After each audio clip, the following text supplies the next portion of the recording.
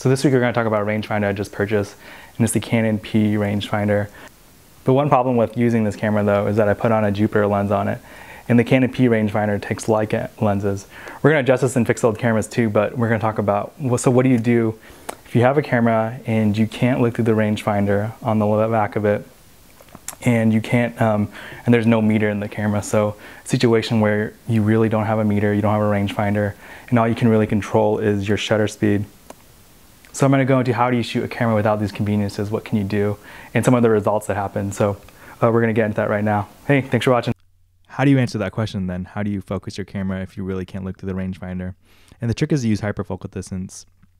You can look on other guys online and on YouTube channels, but hyperfocal distance is basically a distance in your lens that from that point onward, everything is in focus. So reading right here, depth of field extends from half the hyperfocal distance to infinity. So if your hyperfocal distance is at 10, and then this would be 5, and then everything after 5 feet would be in focus. So the trick is I go to this website DOF Master, and I went to online depth of field calculator, and then I just looked at 35mm film. I'm using a 50mm lens, and I actually put it to f11. Here the hyperfocal distance is going to be 10 feet. Since this is a Russian camera, and it changes to meters, and you get hyperfocal distance right here, 8.89 meters, so a little bit under 9 meters. So pretty good website. If you need to figure out hyperfocal distance, you can do it right here. The next thing I did was put these readings into my light meter, and actually the light meter program on my iPhone, and it gave me this. So EV at 15, I'm at ISO 400, f11, hyperfocal distance is 9, and then my shutter speed is going to be 1000. And so I'm going to set it up right here on my lens. So setting up my lens, I'm going to put it at f11, hyperfocal distance at 9 right there, so I'm guesstimating 9 meters.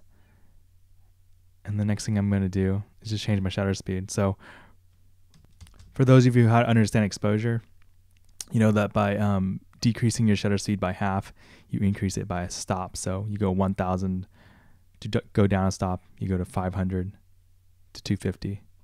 So those are one stops, and these are the photos I got. So photos I actually got were really sharp, and so the hyperfocal distance thing worked, and I was pretty surprised about that. But I did have issues with metering. So if you look at these exposures, some of them are a little bit darker, some are a little bit too bright, but mostly on the dark side. So I think for the shadows, I have to go down 2 stops instead of going down 1 stop, or maybe even 3 stops. So just perfecting that on my own.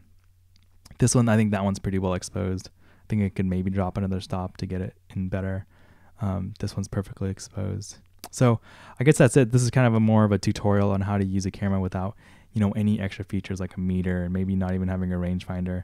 And it's not the end of the world if you know your kind of science behind it, and knowing how to use hyperfocal distance and how to input these things into a metering app. You can still shoot, and it's actually pretty fun.